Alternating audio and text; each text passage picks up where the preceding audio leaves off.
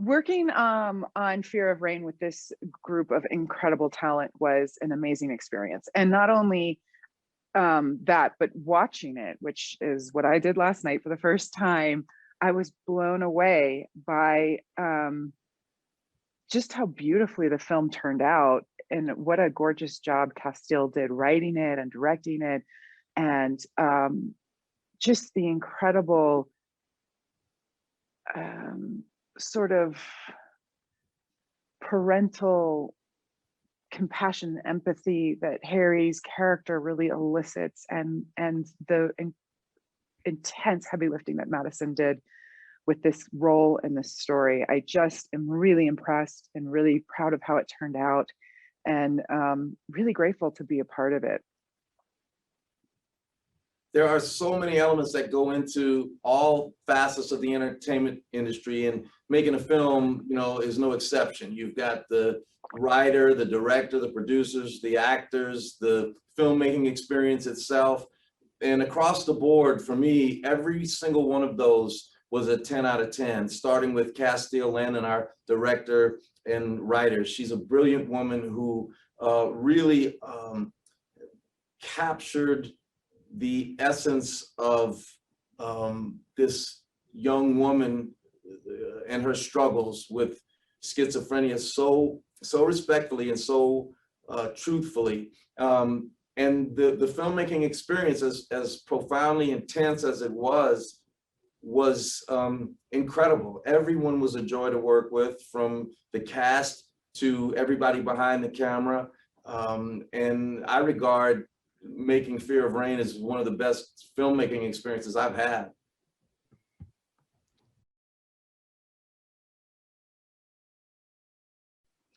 For me, I was really just really moved by Michelle and how difficult, how absolutely heart-wrenching the experience of being a mother of a child suffering from such a serious mental illness, what that must feel like, what that must be like, and just my instant compassion for this woman and for her child, and wanting to, and also just being really interested in this sort of genetic component of mental illness. And I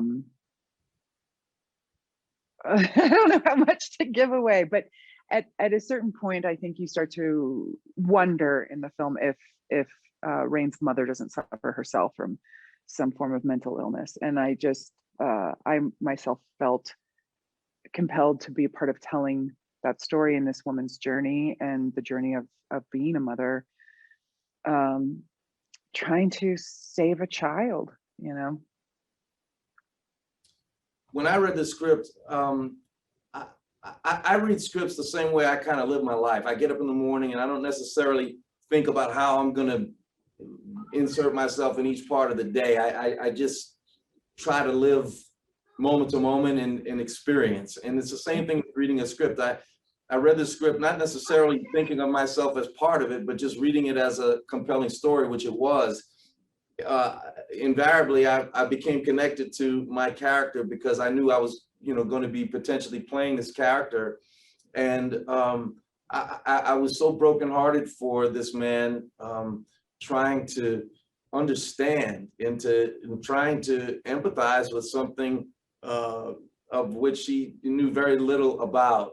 And it's, you know, it's a really good depiction of not only the heartbreak that I would imagine accompanies someone suffering from mental illness, but the heartbreak that accompanies being a parent and trying to understand how to get through this and try to understand. You know, I have 3 daughters and I'm not a woman, and I've always thought they should teach classes starting in elementary school on what it is like to be a woman, not only physiologically, but emotionally and societally and all of that stuff. So to teach young men to understand what it must be like, because guys have it a lot easier. And this man is trying to understand a very complex young woman, and I identified with that, and I was just thrilled I got a chance to play this guy.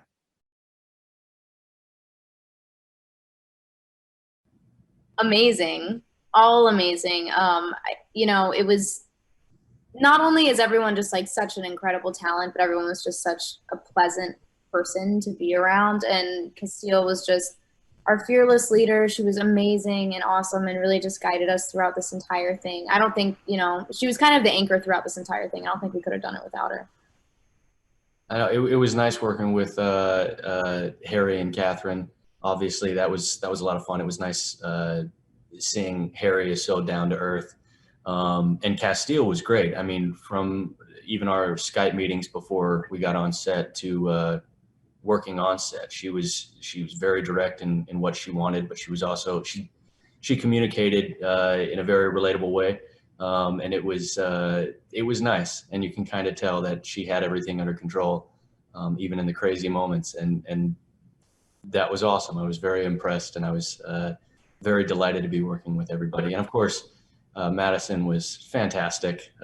We bonded through our time in Florida through coffee and random restaurants that we'd go to. So it was nice.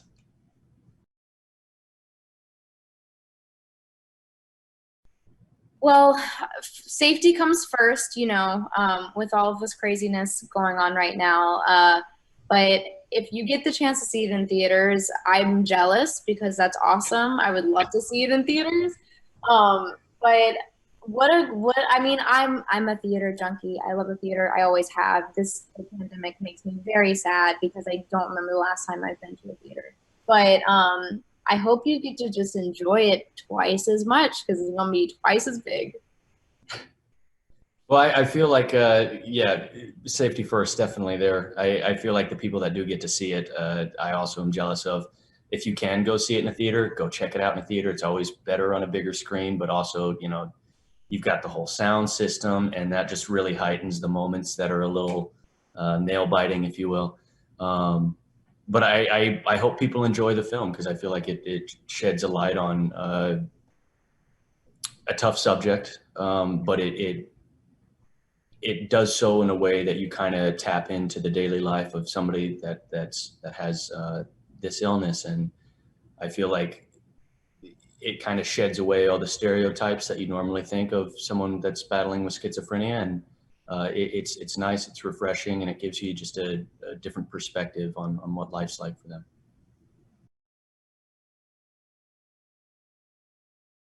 I learned a lot about schizophrenia, more than I had ever known before. I jumped into just a ton of research. The goal is to give the most authentic portrayal I possibly could.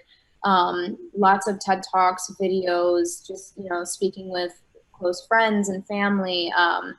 There was a memoir that Castille recommended to me called The Center Cannot Hold by Ellen Sachs. And that sort of, I think for the both of us, really became our Bible throughout the entire thing, in a really nice, just kind of like grounding place of like where to stay as far as the story goes and Rain as a character and who she is. For me, I did a little research on schizophrenia itself, but I tried to stay in the dark as much as possible, and not so much oblivious to it, but for my character, I didn't want too much. I wanted Caleb to be as innocent as possible, and I guess as caring as possible without him going through all the research himself. I just wanted Caleb to see Rain for who she was. And I personally kind of dived into a little more of what's the difference between this mental illness and this mental illness, but I didn't go as far as Madison did in researching. But yeah.